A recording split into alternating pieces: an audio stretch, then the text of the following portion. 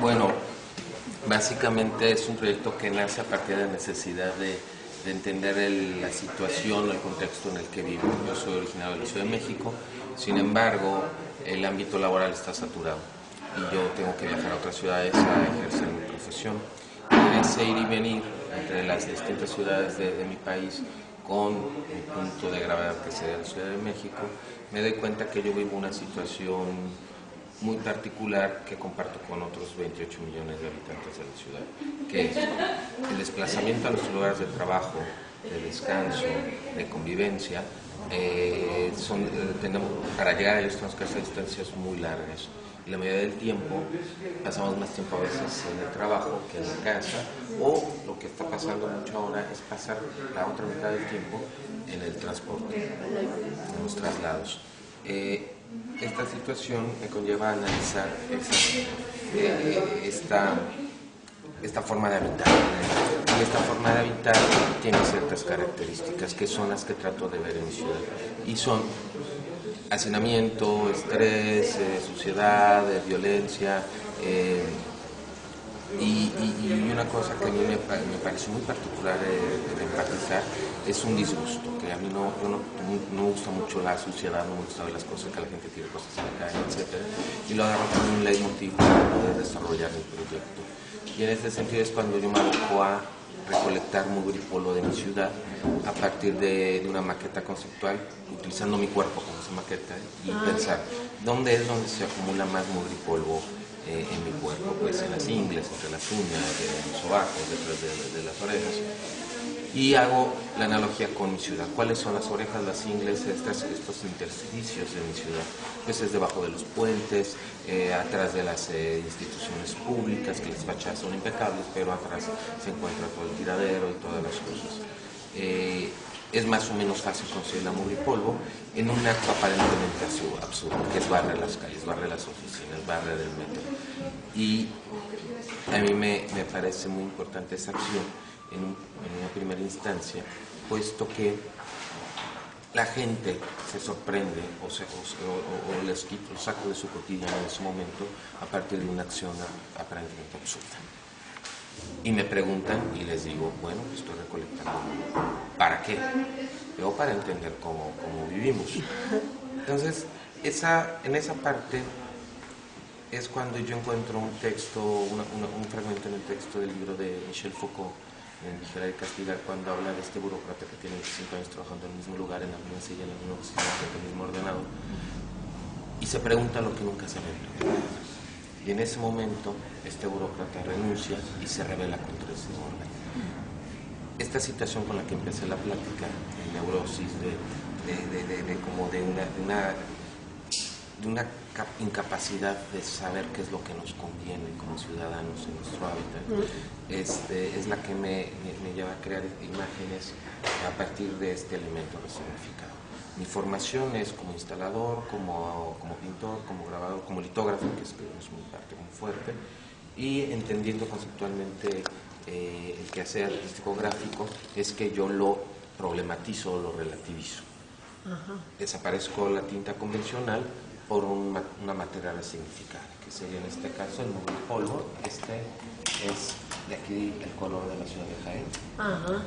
Eso es lo que barriste esta mañana. Esto fue lo que barrí, ya hubo un filtro con un colador para quitar otras suciedades. Ya no se hace un análisis de esto, pero a primera vista lo que detecto es mucho caliche. Muchos de los edificios de la ciudad se están descarapelando, se están cayendo, hay una construcción continua de remiendo, y eso se ve en la calle. Y otra característica es el pelo de gato, que es en exceso. Si hiciéramos una comparación con la mugre y polvo de Ciudad de México, que ya fue analizada, te puedo decir que lo que yo encuentro en Ciudad de México es un color más como un castaño foto, muy oscuro. Y en el análisis me dice, y más fino, es un polvo mucho más fino. El análisis químico aventó unas cifras muy interesantes que valen de mi ciudad. 80% de estos restos son caucho, de las llantas de los autos, la rueda de los autos. Un 10% es sílice, vidrio, y el otro 10% es una combinación de elementos orgánicos donde se encuentran rastros de excremento, orina, comida y tierra. en mucho menor medida. A partir de viajes que hago continuos, aprovecho para barrer y clasificarlos en frascos de vidrio. Y veo colores distintos, veo cualidades distintas, y este material a partir de esténciles y manufactura a mano. Ajá. Es que yo pongo sobre el papel de impresión pegamento en aerosol del stencil y voy vertiendo la mugre del polvo por capas hasta lograr calidades bastante aceptables en cuestiones como, digamos, que de tonalidad. Está bien el progreso, pero un poquito pasado. Vamos a ver.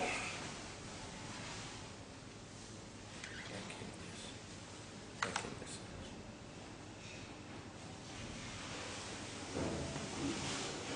Ok. Esto está hecho sobre mosaico de la universidad donde yo trabajo, en la ciudad de Toluca, en el Estado de México.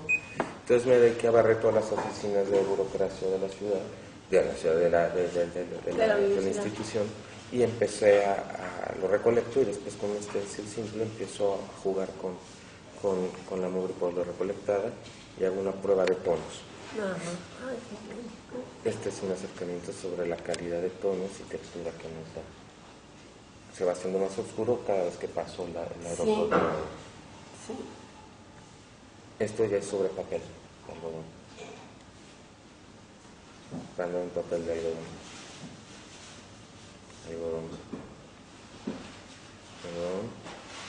Y sobre acrílico.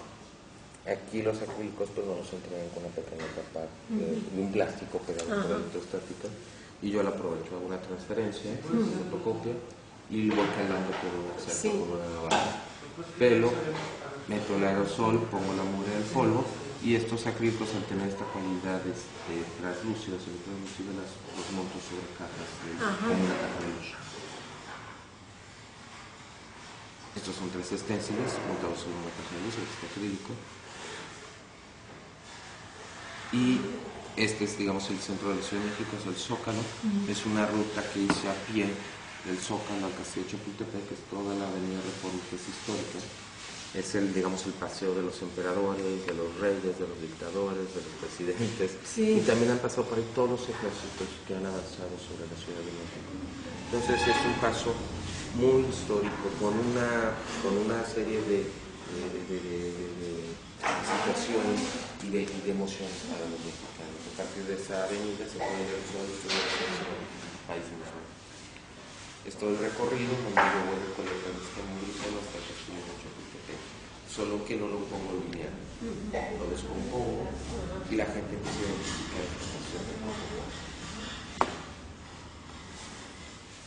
Esto es de otra ciudad, en la ciudad de Toluca, uno de los barrios peor reputados de mucha violencia.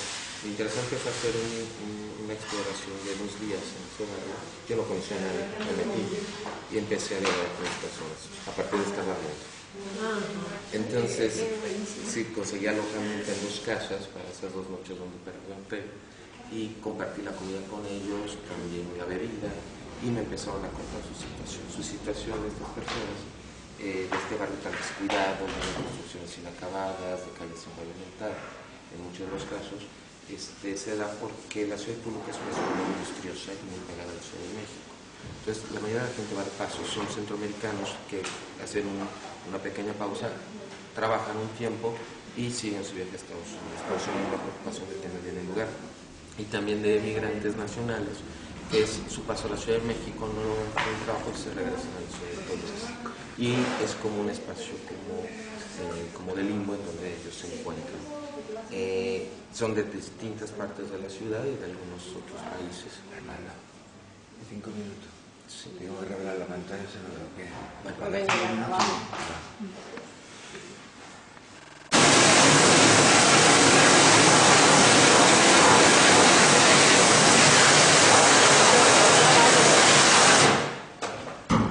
Esta pieza es una pieza mayor, es de 1,94 de altura por 2,20 metros, 2,30 metros de largo. Son paneles de acrílico separados de la pared gradualmente para crear la sensación de movimiento Sí. cuando el usuario o el espectador se encuentra frente a la pieza. Se mueve hacia la derecha, en todos los paneles tiene un movimiento de arriba hacia abajo y las calles se encajan en distintas formas. Y la trama es también la de la Ciudad de México. Este es el centro de la Ciudad de México, el Sí. primer cuadro, Ajá. diríamos el casco histórico de la ciudad. Se recorren las calles, se recolecta la mugre y el polvo, y a partir de estar mapeando por el Google Maps, empiezo a bajar las imágenes en un formato carta, transfiero y voy calando. Fue un trabajo como de 6 semanas de calar 4 horas diarias. Sí. o 5. Pero muy bien, sí. Sí, entonces aparentemente de este acto absurdo, pues también me surge la relación de entender que mi vida hasta ese momento había sido un poquito absurda. Voy a trabajar, probablemente mi sueldo se me va a gasolina o transporte. Entonces en ese momento yo renuncio y me empeño en tener otra fuente de trabajo. Logro tener una fuente de trabajo un poquito más cerca, pero empiezan a salir en ese esfuerzo de mandar cosas, de mandar mi currículum, de hacer exposiciones. Viene otra cuestión, empiezan a ganar donaciones del país. El país es muy grande y tomar vuelos, tomar autobuses, entonces yo no tengo tiempo para atender un taller. Entonces ocupo el espacio público como mi taller. Entonces voy implementando materiales que puedo cargar, que puedo conseguir en cualquier lugar, una escoba, esto lo compré con los chinos acá, un topper para hacer esto, para ponerlo en un salero. Son materiales muy a la mano, muy económicos y que me permiten hacer estas exploraciones. Lo único que me lleva a México es una parte De la tierra, está del porte de la... Sí, de acá para seguir continuando con esta colección. Con ese recuento de... Sí, con este recuento de cosas. Muy interesante, sí. Sí. Esta pieza en específico es a partir de un aviso que me hace un amigo que es fotoreportero en el estado de Veracruz. Me dice, oye Armando, tómate un avión, vente para acá porque va a pasar algo muy gordo. No sé qué va a pasar. Entonces yo me voy para allá, me consigo de titulación falsa como fotoreportero y yo voy a hacer un estudio fotográfico y después a partir de esas fotografías hago un estudio lingüístico, ya regreso a la Ciudad de México. Y lo que pasa es algo que desborda la expectativa de todo el mundo. Sabían que había entrado un grupo, un cártel contrario al que ordenaba el lugar, en la madrugada que iba a pasar algo. Y lo que pasó es que fueron a tirar 75 cuerpos descuartizados en la avenida principal a 200 metros del Palacio de Gobierno del Estado.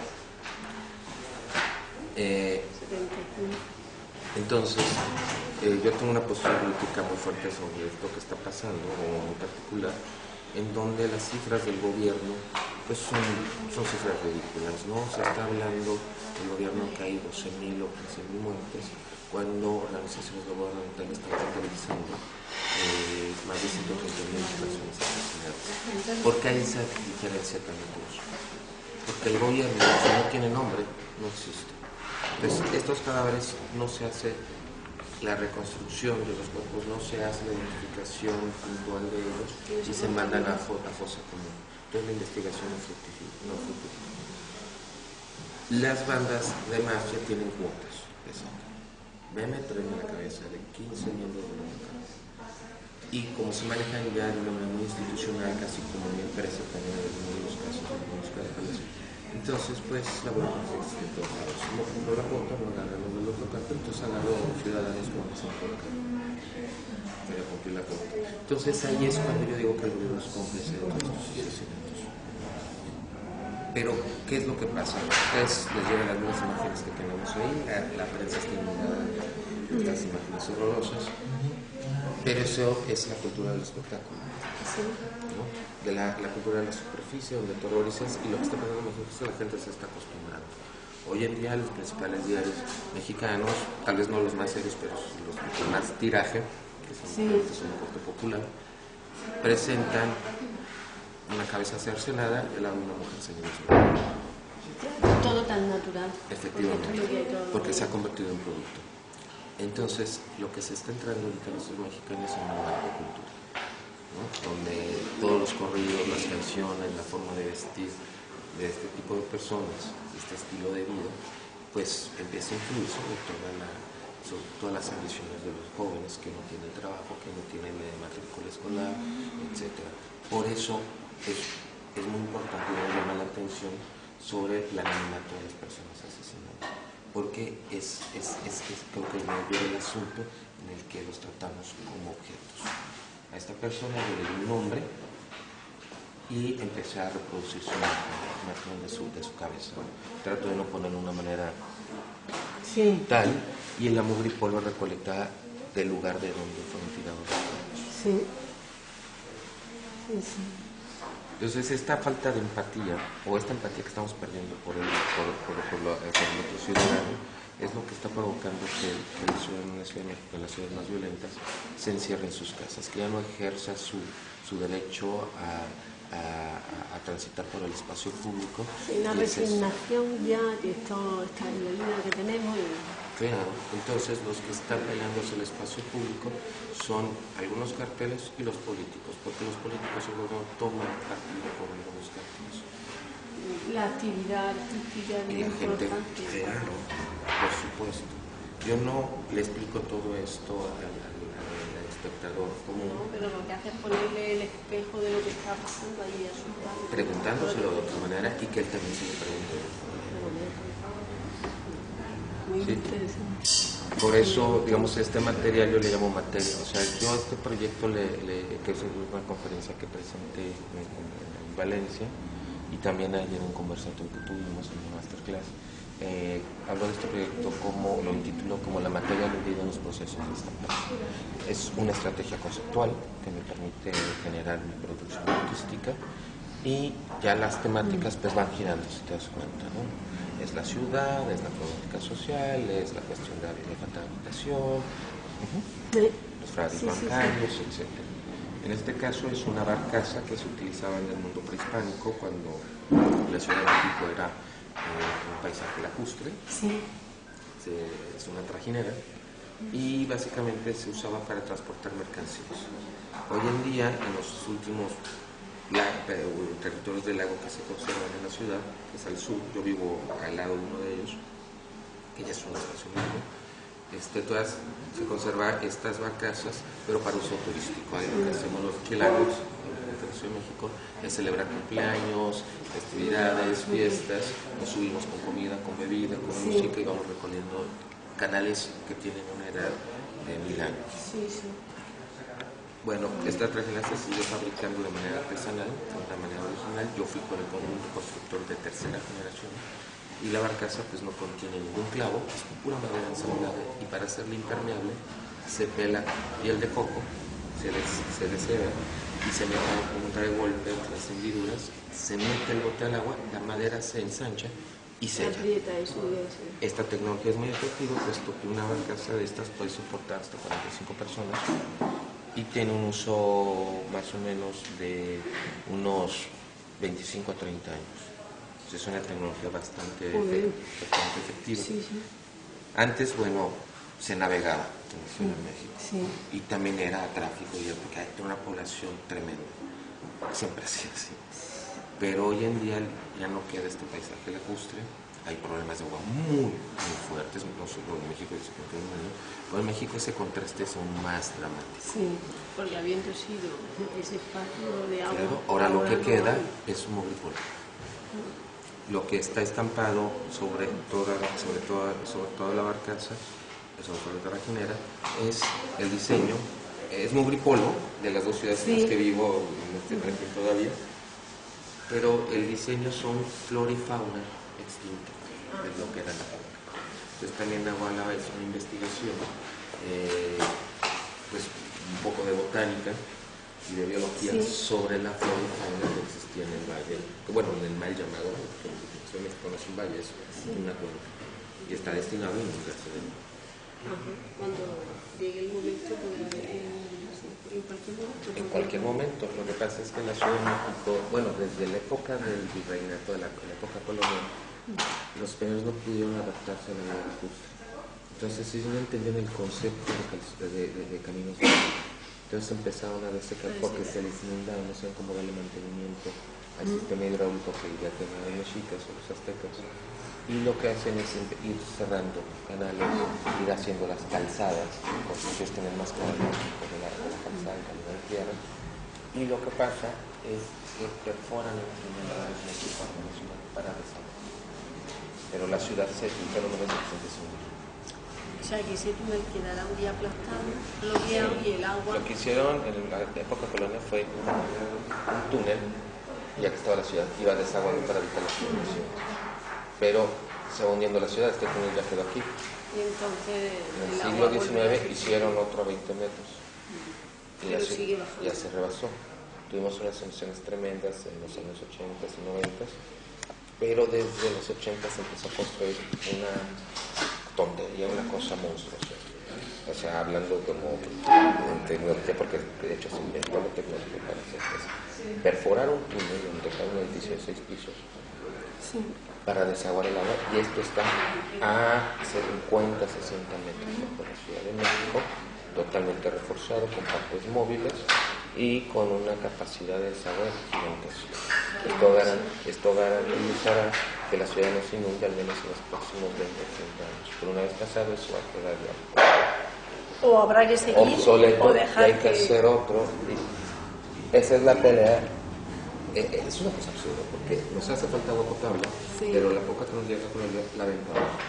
Sí. Pero es esta pérdida en donde la detención o la detención del poder Sí. es de una manera simbólica. Entonces esta forma testaruda de dominar dominar lo que la naturaleza está dominar, mandando. claro, la lógica del lenguaje planetario.